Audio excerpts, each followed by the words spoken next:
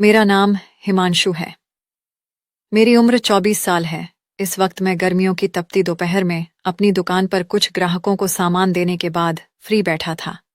इस समय ग्राहक बहुत कम ही आया करते थे।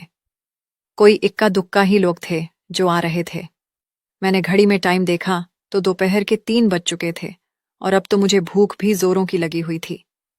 घर जाकर खाना खाने का तो सवाल ही पैदा नहीं होता था, क्योंकि घर के नाम पर मेरे पास एक छोटा सा ही मकान था जिसमें रहने वाले लोगों को मेरे खाने पीने से कोई मतलब नहीं था। उन्हें तो बस मेरे मेहनत से कमाए हुए पैसों से ही मतलब था। और अगर उन्हें पता चल जाता कि मैं दुकान बंद करके खाना खाने आया हूं तो मेरी खटियां ही खड़ी कर देते। इसलिए मैं उठकर दुकान बंद करने लगा कि किसी होटल से खाना लेकर आऊं। मैं अभी दुकान का शटर नीचे करने वाला ही था कि सामने से आती हुई एक मासूम सी बच्ची पर मेरी नजर पड़ी थी। वह मेरी ही तरफ आ रही थी। मैं दुकान के बाहर खड़ा उसे देखने लगा कि शायद वह कोई चीज या सामान लेने आ रही हो।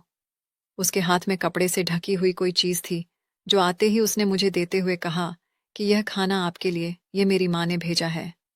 मैं हैरान था कि अभी मैं खाना लेने के लिए ही दुकान से निकला था और अभी अभी किसी ने मेरे लिए खाना भी भेज दिया। मैंने बच्ची से वह खाना लिया और उसका धन्यवाद किया और उसको कहा कि अपनी माँ को भी मेरी तरफ से धन्यवाद कह देना। मैं दुकान में बैठ गया और खाना खाने लगा। बहुत ही ज्यादा स्वादिष्ट खाना बना था। मैं खाने से फ्री हुआ तो एक एक करके ग्राहक भी आने लगे। मैं अपने काम में बिजी हो गया। दूसरे दिन फिर वही बच्ची खाना लेकर आई। बोली, मेरी माँ ने भेजा है। अब रोज यही सिलसिला चलने लगा। मेरे लिए रोज रोज वो बच्ची खाना लेकर आ जाती और मैं पेट भर कर खाना खा लेता। ऐसे ही कोई एक हफ्ता गुजर गया था। वह बच्ची रोज मेरे लिए खाना ला रही थी, लेकिन मैंने अब तक उससे नहीं पूछा था कि वह कौन है, उसकी माँ मेरे लिए खाना क्यों भेजती है। लेकिन आज यह सवाल मेरे दिमाग में आ ही गया था। और फिर दोपहर को ठीक उसी समय जब वह बच्ची खाना लेकर मेरी दुकान पर दाखिल हुई तो मैंने उससे बहुत ही प्यार से पूछा कि बेटा, आप कौन हो और आपकी माँ हर रोज मेरे लिए खाना क्यों भेजती है। तो बच्ची ने जो कहा उसे सुनकर मेरे पैरों तले से जमीन ही निकल गई थी। यानी मैं बिना कुछ जाने किसी और का खाना हर रोज खा रहा था, क्योंकि बच्ची ने कहा था कि मेरी माँ खाना मेरे पापा के लिए देती हैं, इसलिए मैं खाना आपके पास लेकर आ जाती हूँ। ये सुनकर तो मैं परेशान हो गया था। बच्ची 6 या 7 साल की होगी। बच्ची ना समझती, लेकिन कम से कम मैं तो समझदार इंसान था। मैं कैसे बिना पूछे किसी और का खाना खा सकता था, और वह भी पिछले 1 हफ्ते से लगातार खा रहा था। बच्ची का जवाब सुनकर मेरी शर्मिंदगी से मेरा सर झुक गया था। अब मुझे उनसे माफी मांगनी चाहिए, जिनका खाना मैं रोज खा रहा था। मैंने उस बच्ची का हाथ पकड़ा, उसे दुकान से बाहर लाकर गली में ले आया। फिर पूछने लगा कि बेटा, आपके पापा की दुकान इस बाजार में कहाँ पर है, क्योंकि मुझे लगा था कि बच्ची अपने बाप को किसी दुकान पर ही खाना देने जाती होगी और रास्ता भूलकर हर रोज मुझे देकर जा रही थी। लेकिन उस बच्ची ने कहा कि मेरे पापा की दुकान इस बाजार में कहीं पर भी नहीं है। मैंने कहा, तो फिर आप किसके लिए और कहाँ खाना लेकर जाती हैं? तब भी उसका जवाब यही था कि मैं खाना आपके पास ही लेकर आती हूँ, और मेरी मम्मी कहती हैं कि अगर मैं चाहती हूँ कि मेरे पापा पेट भर के खाना खाएं तो यह खाना मैं आपको देकर आऊं। मैंने बच्ची को 1000 बार समझाया कि बेटा, मैं आपका पापा नहीं हूं। आपकी माँ आपके पापा के लिए खाना देती हैं, तो आप वहीं पर खाना पहुंचा दिया करें। लेकिन हर बार बच्ची खाना मेरे पास ही लेकर आती रही और कहती कि मेरी माँ ने आपके लिए खाना भेजा है। अब मैं बहुत परेशान हो गया था, क्योंकि मैं पहले ही कई बार खाना खाकर शर्मिंदा था। इसलिए आज जब वह बच्ची खाना देने आई तो मैंने सोच लिया था कि इस बच्ची के घर जाकर पता करूंगा कि उसकी माँ किसके लिए खाना भेजती है, क्योंकि बच्ची हर रोज ही शायद रास्ता भूलकर खाना मेरी दुकान पर ला रही थी। उसके घर वालों को इस बात का पता भी नहीं होगा कि 6 साल की बच्ची थी, इसलिए उससे गलती होना कोई बड़ी बात नहीं थी। इस बार मैंने खाना लेने से मना कर दिया तो बच्ची अपनी आंखों में आंसू भरकर वहीं खड़ी रही और बोली, जब तक आप खाना नहीं लेंगे मैं वापस नहीं जाऊंगी। मजबूरन मुझे उस बच्ची के हाथ से मुझे खाने की प्लेट लेनी पड़ी, लेकिन मैंने वह खाना खाए बिना ही टेबल पर रख दिया। वह बच्ची वापस जाने लगी तो मैंने भी वह खाने की प्लेट उठाई और उसके पीछे पीछे चलने लगा। कुछ ही देर के बाद वह बच्ची एक घर में घुस गई तो मैंने भी मेन डोर बजाकर किसी के बाहर आने का इंतजार किया और थोड़ी ही देर के बाद लगभग 23 से 24 साल की खूबसूरत सी लड़की दरवाजे पर आई तो मैंने उसे कहा कि आपकी बच्ची हर रोज किसी गलत फहमी के चलते मेरी दुकान पर मुझे खाना दे जाती है। जरूर, वह खाना अपने पापा के लिए लेकर जाती है, लेकिन गलती से मेरी दुकान पर देकर चली जाती है। मैंने कई बार बच्ची से कहा भी है कि तुम गलत जगह खाना देती हो, लेकिन वो जिद करके खाना रख जाती है। मैंने उस लड़की से कहा कि आप मुझे बता दें बच्ची के पापा की दुकान कहाँ पर है, मैं उन्हें खाना पहुंचा देता हूं। वह लड़की चुपचाप खड़ी मेरी बातें सुन रही थी। जब मैंने अपनी बात खत्म की और चुप हो गया तो उसने कहा कि कोमल के पापा इस दुनिया में नहीं है, वह मर चुके हैं। आसपास कोई मंदिर नहीं है जिसे कि मैं अपनी बच्ची से वो खाना किसी गरीब को दिलवा सकूं, मेरी बेटी के पापा की आत्मा को सुकून मिल सके। इसीलिए मैं वह खाना किसी जरूरतमंद को दे देती हूं। मैं काफी दिनों से आपको देख रही थी कि आप होटल से खाना खाते हैं, तो मैंने सोचा क्यों ना आपको मैं घर का बना हुआ खाना दे दिया जाए। आपका भूख भी मिट जाएगा और मेरी बेटी का भी दिल बस जाएगा, क्योंकि कोमल अभी मासूम है। जब भी हम खाना खाने बैठते हैं तो जरूर कहती है कि मम्मी, हम तो खाना खा रहे हैं, लेकिन पापा कहाँ खाना खाते होंगे, बस उसी का दिल रखने के लिए और कुछ अपने पति की आत्मा की शांति के लिए मैं वह खाना आपके पास पहुंचा देती हूं। बच्ची के अनाथ होने के बारे में मैंने सुना तो मुझे बहुत अफसोस हुआ था। मैं चुपचाप वापस चला आया। मैं अपनी दुकान पर आकर बैठ गया, लेकिन मैं अपने दिमाग से उस बच्ची और उसकी मां के ख्याल को अपने दिमाग से निकाल नहीं पा रहा था। न जाने उसके पति को क्या हुआ होगा। इस भरी जवानी में वो औरत विधवा बनी थी। मेरा दिन पूरा इन्हीं सोच में गुजर गया था। दुकान पर भी काम में दिल न लगा और ग्राहक भी ज्यादा नहीं आ रहे थे, तो मैंने दुकान जल्दी ही बंद की और घर आ गया। घर पहुंचकर भी मैं अपने कमरे तक ही पहुंचा था कि तभी मेरी सौतेली मां ने मुझे देखा और जल्दी से मेरे वापस लौटने की वजह पूछी। मैंने कहा, आज तबीयत कुछ ठीक नहीं थी, इसलिए दुकान जल्दी बंद कर दी। उन्होंने मुझसे पैसे लिए और गिनकर अपने पास रख लिए। यही मेरी जिंदगी की रूटीन थी। मैं सुबह उठकर दुकान पर चला जाता और पूरे दिन की कमाई लाकर अपनी सौतेली मां के हाथ पर रख देता था। इस घर का अकेला कमाने वाला मैं ही था। मेरे पापा को लकवा मार गया था और बिस्तर पर पड़े रहते थे। वह जब ठीक थे तो उसने ही दुकान खोला था, जो हमारे घर का अब रोजी रोटी का जरिया थी। अचानक ही पापा को लकवा मार गया था। तभी से दुकान बंद करना मतलब भूख को मार देना है। मैं उस समय कम उम्र का था, फिर भी मेरी सौतेली माँ के कहने पर पढ़ाई छोड़कर मैंने दुकान संभाली और तब से अब तक बस दुकान पर ही होता था। मेरी जिंदगी घर से दुकान और दुकान से घर तक ही चल रही थी। 17 साल की उम्र से दुकान संभालते संभालते आज मैं 24 साल का हो गया था, और इतने लंबे समय में मैंने एक दिन भी कोई छुट्टी नहीं की थी और ना ही कहीं और जाने का सोचा था। इसी तरह कमाने को मैंने अपनी जिंदगी का मकसद बना लिया था। इसके अलावा जिंदगी के किसी सुख दुख से मेरा कोई वास्ता नहीं था। मैं जब छोटा था तो मुझे किसी रिश्ते का कुछ पता नहीं था। मैं कब अनाथ हुआ यह भी मुझे पता नहीं था, क्योंकि मुझे अपनी माँ की शक्ल तक याद नहीं थी। बस अपनी सौतेली माँ के मुंह से यह हमेशा सुना था कि मैं उनका सौतेला बेटा हूँ। मेरे अलावा पापा की एक और औलाद थी, वह मेरी सौतेली बहन थी। वो शहर में किसी अच्छे कॉलेज में पढ़ रही थी। कभी कभार वो घर आ जाती तो मुझसे सीधे मुंह बात भी नहीं करती थी।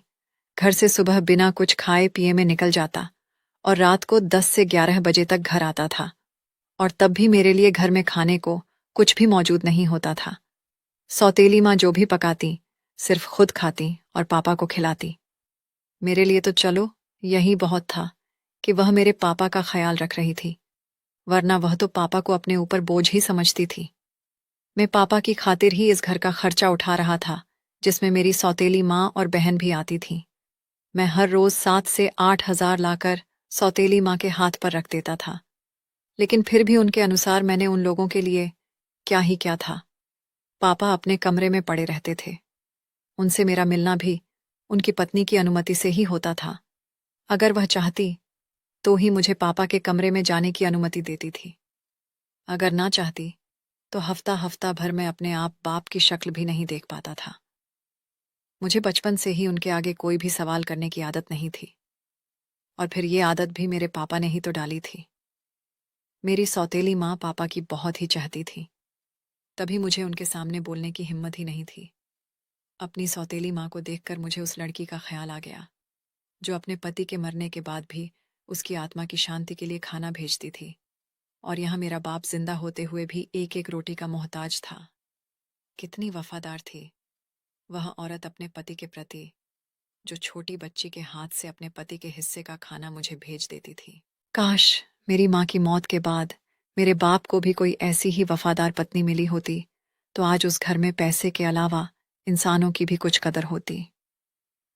रात तक यही सब बातें सोचते सोचते न जाने कब मेरी आंख लग गई थी।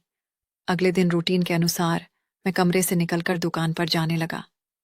तब सौतेली माँ ने सामने से आकर मुझसे कहा कि दुकान पर आजकल तुम्हारा दिन दुकान पर बिल्कुल भी नहीं लग रहा है, इसलिए तुम जल्दी दुकान बंद करके घर आने लगे हो।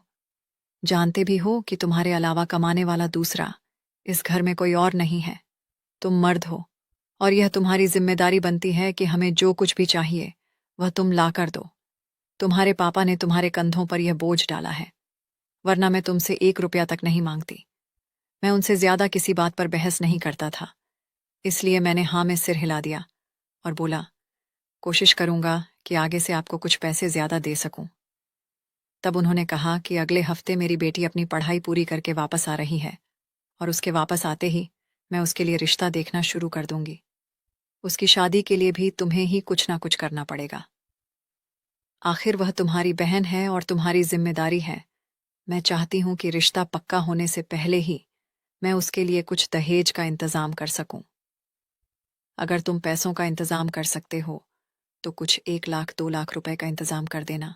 उनकी इस बात का मेरे पास कोई जवाब नहीं था, क्योंकि मैं 1 लाख भी इकट्ठे नहीं कर सकता था। इसलिए मैं चुपचाप घर से निकल आया और दुकान पर बैठा सोच रहा था कि मेरी बहन मुझसे 5 साल छोटी थी। उसकी शादी का ख्याल तो मेरी सौतेली माँ को आ गया था, लेकिन मेरा घर बसाने की मेरी माँ ने कभी सोचा भी नहीं था। आज दुकान पर कुछ ज्यादा ही भीड़ थी, क्योंकि त्योहारों का मौसम चल रहा था और मेरी कपड़े की दुकान थी।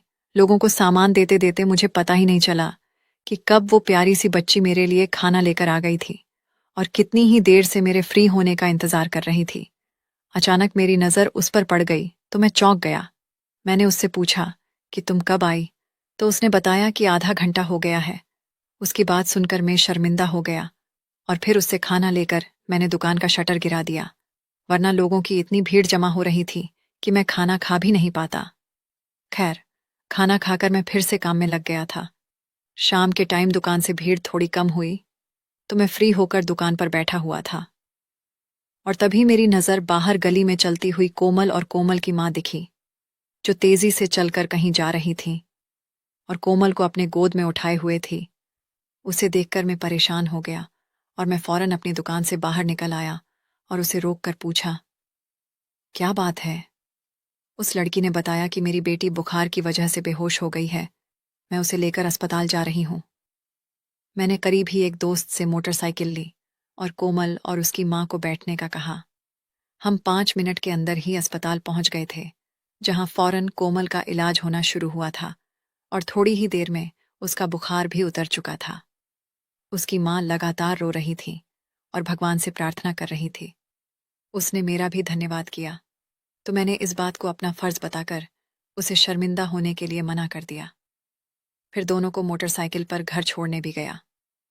कोमल की माँ ने मुझे अंदर आकर चाय पीने की ऑफर की, लेकिन मैंने कहा कि अभी नहीं, आप बच्ची का ख्याल रखें, मैं फिर कभी चाय पी लूंगा।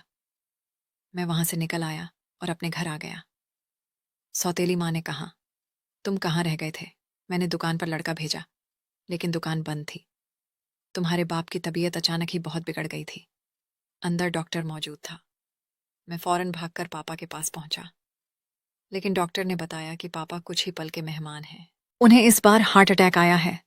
कुछ देर के बाद पापा इस दुनिया में मुझे अकेला छोड़कर जा चुके थे। पापा के अंतिम संस्कार से फ्री होकर मैं कुछ दिन घर पर ही रहा था। अब मेरा दुकान खोलने और काम करने को बिल्कुल भी दिल नहीं करता था। पापा की मौत का ऐसा गम लगा था जिसका बोझ दिल से नहीं उतर रहा था। मेरी सौतेली बहन भी कॉलेज छोड़कर घर आ चुकी थी। सौतेली माँ हर वक्त मुझसे पैसे मांगती रहती और मुझे घर की बनी चाय का एक कप भी नहीं देती थी। एक हफ्ता मेरा घर पर ही गुजरा था। एक हफ्ते के बाद मेरी सौतेली बहन के लिए रिश्ते आना शुरू हो गए थे। उसकी माँ ने उसके लिए एक लड़का पसंद भी कर लिया था। पापा की मौत के दूसरे ही हफ्ते में मेरी बहन की शादी करने का फैसला भी कर लिया गया था। शादी के लिए मेरी माँ ने मुझसे एक मोटी रकम की डिमांड रख दी, लेकिन मैं इतनी रकम कहाँ से लाता। इसीलिए हमने एक दूसरे के मशवरे से दुकान बेच दी और उससे मिलने वाली रकम से मेरी बहन की शादी का इंतजाम भी हो गया। मेरी बहन की शादी दूसरे शहर हुई थी। शादी के बाद मेरी बहन ने अपनी माँ को अपने पास ही बुला लिया और मैं घर पर अकेला रह गया। अभी कुछ ही दिन गुजरे थे कि कुछ लोग घर पर मकान खाली करवाने के लिए आ गए और तब मुझे मालूम हुआ कि दुकान के साथ साथ उन्होंने यह घर भी बेच दिया था और धोखे से दुकान के नाम से घर के कागजात भी मुझसे दस्तखत करवा लिए गए थे। अब मेरे पास घर खाली करने के अलावा कोई रास्ता नहीं था। घर और दुकान दोनों मुझसे छीन चुकी थी। मुझे दुकान बंद किए 1 महीने गुजर चुके थे। एक दिन जब मैं मजदूरों से दुकान का सामान निकलवा रहा था कि तभी वहीं बच्ची मेरे पास आई और बोली, अंकल आप कहाँ रह गए थे? मैं रोज खाना लेकर आती, लेकिन आपकी दुकान बंद देखकर वापस चली जाती थी। मैंने कोमल को गोद में उठाया और उसे बताया कि अब यह दुकान मेरी नहीं रही और ना ही मेरा घर यहाँ है। मैं कहीं और चला जाऊंगा। अब तुम मेरे लिए खाना लेकर मत आना। वह बच्ची एकदम से आंखों में आंसू भर लाई और फिर वह वापस चली गई। थोड़ी देर बाद वह फिर से वापस आई और कहने लगी कि मम्मी कह रही हैं, आपने उस दिन चाय पीने का वादा किया था, लेकिन आप नहीं आए। मैंने सोचा चलो जाते जाते यह वादा भी पूरा कर लेता हूँ। मैं उनके घर चाय पीने चला गया।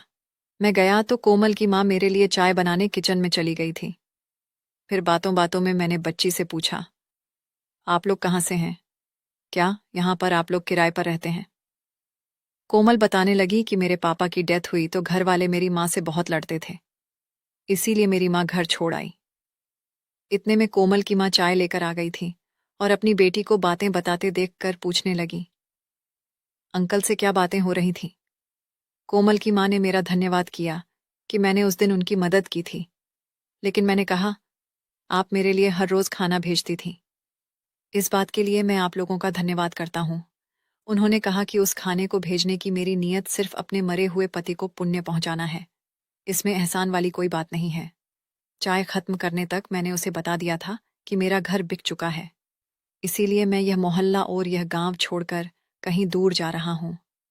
मैंने उसे अपनी जिंदगी की कहानी भी सुना दी थी, लेकिन फिर अपनी कहानी बताने के बाद मुझसे रहा नहीं गया। जी चाहा कि यूं अकेली औरत होते हुए अनजान मोहल्ले में आकर बसने की वजह पूछूं। इसलिए मैंने यह सवाल कर ही दिया। फिर उसने बताया कि यह कहानी बहुत ही लंबी है, अगर आपके पास समय है तो सुन लें। मैंने कहा, जरूर आप सुनाइए। वो बोली, मैं भी आपकी तरह ही जमाने की सताई हुई हूं। मेरा नाम अनन्या है। मेरे माँ बाप के मरने के बाद उस समय मैं सिर्फ 10 साल की थी और दोनों ही एक साथ किसी हादसे से में अपनी जान गंवा बैठे थे और मुझे इस बेदर्द दुनिया के जुल्मों सितम सहने के लिए छोड़ गए थे।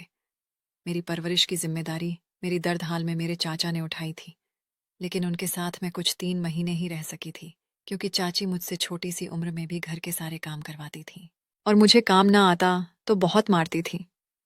एक दिन चाची की मार से जब मैं बेहोश हो गई तो ये खबर मेरे मामा तक पहुंच गई। माँ की मेरे मामा के साथ बहुत बनती थी।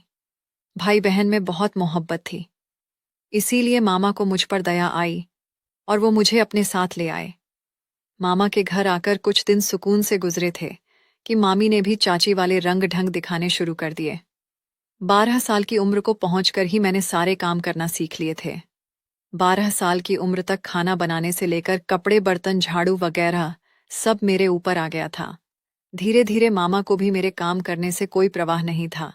मामी का कहना था कि इस उम्र में यह सब लड़कियों को घर का काम सिखाने के लिए करवाना पड़ता है। 14 साल की थी तब मामा के बड़े बेटे के रिश्ते की बात चली। जब अखिल भैया को देखने लड़की वाले आए तो अखिल भाई की सास ने मुझे अपने बेटे के लिए पसंद कर लिया। हालांकि उस समय मैं सिर्फ 14 साल की थी, लेकिन मेरी खूबसूरती ही कुछ ऐसी थी कि कोई भी मुझे देखता तो दंग रह जाता। और मेरी खूबसूरती को देखते हुए उन्होंने मुझे अपने बेटे रोहित के लिए पसंद कर लिया। हालांकि उस समय रोहित की उम्र भी ज्यादा नहीं थी, वह सिर्फ 16 साल का था। लड़की वालों ने बदले में मेरा हाथ मांग लिया और मामी के बड़े लड़के के साथ साथ मेरी भी उस घर में मंगनी हो गई। लेकिन अखिल भाई की तो शादी की उम्र थी, इसलिए उनकी शादी की तारीख भी जल्दी ही तय हुई। और मैं छोटी थी और रोहित की भी उम्र कम थी, इसलिए हमारी शादी कुछ सालों बाद होनी थी। मेरा ससुराल बहुत अच्छा था, इसलिए मुझे थोड़ा बहुत प्यार मिल जाता था। मेरी ननद, जो मेरी मामी की बहू थी, उन्हें मैं भाभी ही बुलाती थी। वह भी मेरे साथ बहुत अच्छी थी। वह घर में आई तो मुझ पर से काम का बोझ कुछ कम हुआ था। वह खुद ही मेरी मदद कर दिया करती थी, जबकि मेरी मामी उससे भी कहती कि अनन्या काम करने में बहुत माहिर है, तुम खुद को तकलीफ मत दिया करो। लेकिन भाभी बहुत अच्छी थी। वो मामी को पलट कर कुछ न कहती, लेकिन मेरी मदद फिर भी कर देती थी। हमारी जिंदगी यूं ही खुशी से गुजर रही थी। मैं 18 साल की हो चुकी थी। रोहित अक्सर हमारे घर आता जाता रहता था और मुझे देखकर उसके चेहरे पर चमक आ जाती थी। हम दोनों ही एक दूसरे को पसंद करने लगे थे। लेकिन घर में इतनी आज़ादी नहीं थी कि हम एक दूसरे के साथ मिलकर बैठ जाते और बातें कर लेते। इसलिए हम दोनों अक्सर छुपकर बात कर लिया करते थे, जिसमें भाभी की भी भरपूर मदद मिल जाया करती थी। वो मेरी जिंदगी के बहुत ही खूबसूरत दिन थे। वो आता तो मेरे लिए हमेशा ही कुछ न कुछ लेकर आता था। मेरी होने वाली सांस भी मेरे लिए तोहफे वगैरह और खाने पीने की चीजें भेजती रहती थी। मुझे अपनी ससुराल का बहुत प्यार मिल रहा था, लेकिन किस्मत खराब थी। शादी के 6 साल बाद भाभी को भगवान ने खुशी दी थी और उनकी डिलीवरी के आखिरी दिन चल रहे थे। वह अपने रूटीन चेकअप के लिए अस्पताल जा रही थी और गाड़ी में सिर्फ भाभी अपने पति के साथ ही मौजूद थी, जब एक बहुत ही भयानक एक्सीडेंट में भाभी और भाई बहुत बुरी तरह जख्मी हुए थे। उन्हें अस्पताल ले जाया गया, जहां भाभी का ऑपरेशन हुआ। बच्चा तो बच गया, लेकिन अफसोस कि वो इस दुनिया से चली गई। भाभी के साथ साथ मेरी होने वाली ननद भी थी। वो और उनका बच्चा पैदा होते ही अनाथ हो गया था। मुझे अपने खुद अनाथ होने के दिन याद आने लगे, तो मैंने उस मासूम से बच्चे को गले से लगा लिया। भाभी की मौत का भैया को कुछ पता नहीं चला था, क्योंकि वह अस्पताल में थे और अभी तक बेहोश थे।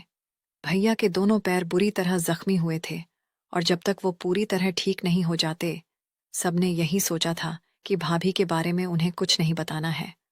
और फिर कुछ दिन के बाद एक बहुत ही बुरी खबर आई कि वो यह थी कि भैया की एक टांग डॉक्टर को काटनी पड़ी थी। वह हमेशा के लिए एक पैर से अपाहिज हो चुके थे। यह सुनकर तो हमारे घर में मौत से भी बड़ा मातम मच गया था। हंसते खेलते घर में हर तरफ खामोशी फैल चुका था। जो कोई जहां होता वहीं पड़ा रहता। ना कोई हंसता, ना कोई बोलता। यहाँ तक कि खाने पीने का भी किसी को होश नहीं था। मैं उस मासूम नन्ही सी जान को हर समय गोद में लिए फिरती रहती और यह देखकर न जाने कब मेरी मामी के दिल में यह ख्याल आया कि मेरी मंगनी तुड्डवा दे और हमेशा हमेशा के लिए मुझे इसी घर में रख लें, जिससे कि मैं उनके अपाहिज बेटे और उनकी पोती की देखभाल करती रहूं। क्योंकि बच्ची मुझसे काफी घुल मिल चुकी थी, लेकिन मैं रोहित से बहुत मोहब्बत करती थी। यह बात सुनकर मैं बहुत ज्यादा रोई थी।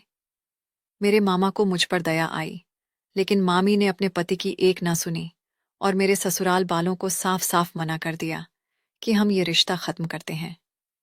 वह लोग नाराज होकर चले गए थे। फिर एक दिन मामा ने मुझे पास बुलाकर कहा, अनन्या, क्या तुम अपने मंगेतर से शादी करना चाहती हो? मैंने हाँ में सिर हिलाया, तो मामा ने फौरन फोन करके रोहित को बुला लिया और हम दोनों की शादी एक मंदिर में जाकर करवा दी और फिर मुझे उसके साथ चोरी छुपे विदा कर दिया। इस बात की मेरी मामी और उसके बेटे को खबर तक नहीं हुई थी और उन दोनों ने यही समझ लिया कि मैं घर से भाग चुकी हूँ।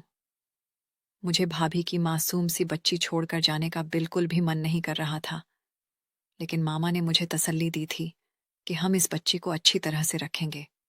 इसलिए मैं वहां से हमेशा हमेशा के लिए चली आई थी। लेकिन इस तरह चोरी छुपे शादी करने के बाद मुझे अपने ससुराल में वह प्यार और सम्मान नहीं मिल सका जो एक बहू को मिलता है। जब तक रोहित जिंदा थे, बस ससुराल में गुजारा हो रहा था। मेरे पति एक फौजी थे जो अक्सर अपनी ड्यूटी के सिलसिले में घर से बाहर रहते थे और मुझे सास और बाकी घर वालों से तरह तरह की बातें सुनने को मिलती थी। रोहित को ड्यूटी पर गए हुए 1 महीना गुजर चुका था। जल्दी ही वह छुट्टियां लेकर घर वापस आने वाले थे। लेकिन एक दिन उनके वापस आने से पहले ही यह खबर आ गई कि आतंकवादियों के दौरान लड़ाई में वह शहीद हो गया है। यह खबर सुनते ही मेरी सांस मुझ पर बरस पड़ी थी कि तुम ही मनहूस हो, जिससे शादी करके मेरा बेटा मरा है। यह सब यकीनन उस मासूम बच्चे की बद्दुआ हैं जिसे तुम छोड़कर आई हो। पति की मौत का सदमा मेरे लिए बहुत बड़ा था। ऊपर से घर में होने वाली इस रोज रोज के चिल्लम चिल्ला से मैं अकेली रहने लगी थी। पति की मौत के 1 महीने बाद मुझे पता चला कि मैं पेट से हूं। अब मेरे ऊपर एक नन्ही सी जान की जिम्मेदारी भी आ गई थी। इसीलिए मैंने खुद को संभाल लिया। बेटी की पैदाइश तक ससुराल वालों ने बड़ी मुश्किल से मुझे अपने घर में रखा था। लेकिन जैसे ही मैंने एक बेटी को जन्म दिया तो मुझे घर पर रखने के लिए कोई भी तैयार नहीं था। लेकिन फिर भी मैंने जिंदगी के 3 साल वहां जानवरों की तरह रहकर गुजारे थे। लेकिन जब मैं और ज्यादा सह न सकी तो मजबूरन मुझे वह घर छोड़ना पड़ा और फिर मैं वापस अपने मामा के घर गई थी। लेकिन यह सुनकर बहुत ही ज्यादा अफसोस हुआ कि मेरे मामा भी इस दुनिया से जा चुके थे और मामी ने अपने बेटे की शादी एक विधवा औरत से कर दी थी।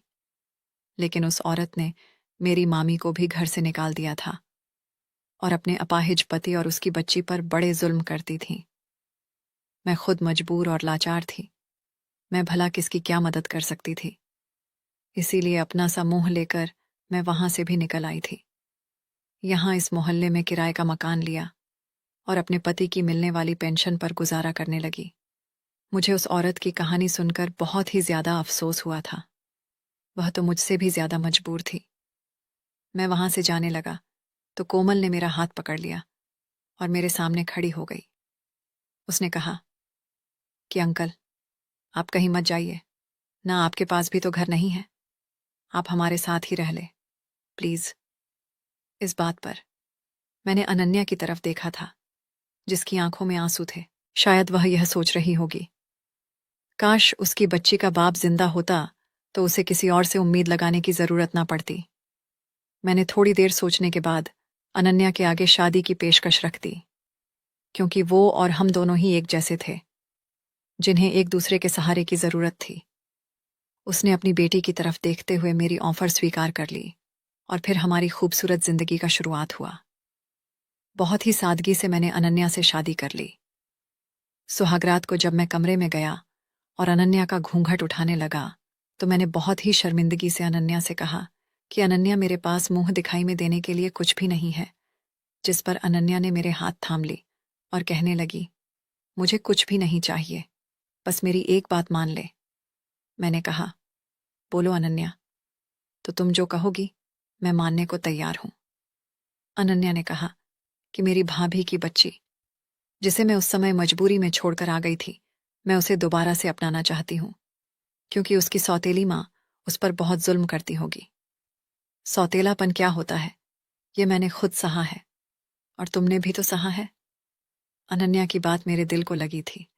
मैंने उससे वादा किया कि हम उस बच्ची को जरूर लेकर आएंगे और उसे एक अच्छी जिंदगी देंगे।